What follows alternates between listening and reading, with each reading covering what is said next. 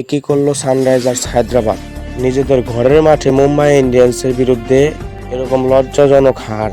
যে নীল রঙের জার্সির সাথে তারা খেলতে পছন্দ করে তাদের সামনে দাঁড়াতে পারল না সানরাইজার্স হায়দ্রাবাদ।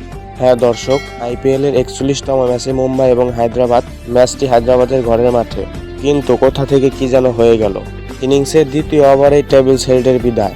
তার সংগ্রহ 4 বলে 0 রান এবং তৃতীয় ওভারের প্রথম বলেই ঈশান কিষানের সেই মহাসমালোচনাকৃত আউট, যেখানে আম্পায়ার প্রথমে ওয়াইড দিয়েও পরে আউট দিয়েছেন শুধুমাত্র ঈশান কিষানের জন্য। তবে কি মুম্বাই ইন্ডিয়ান্সের সাথে খেলা বলেই ঈশান কিষান এমন করলেন? ঈশান কিষানের উইকেটের পর অভিষেক শর্মা লড়তে গিয়েও লড়তে পারলেন না এবং সেই 13 রানে নীতিশ কুমার রেড্ডির বিদায়। 13 রানের উইকেট নেই 4টা। অঙ্কিত বার্মা লড়তে চেয়েছিলেন কিন্তু লড়তে পারেননি। 35 রানে নেই 5 উইকেট সানরাইজার্স হায়দ্রাবাদের।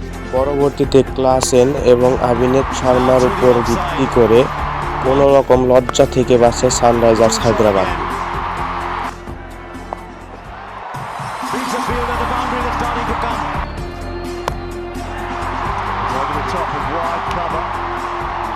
চৌত্রিশ বলে 50 করেন হেনরি ক্লাসেন। অপরদিকে অভিষেক শর্মা কোনো রকম হেনরি ক্লাসেনকে সাপোর্ট দিচ্ছিলেন, যার ফলে ষষ্ঠ উইকেটে 64 বলে 99 রানের পার্টনারশিপ সানরাইজার্স হায়দ্রাবাদের।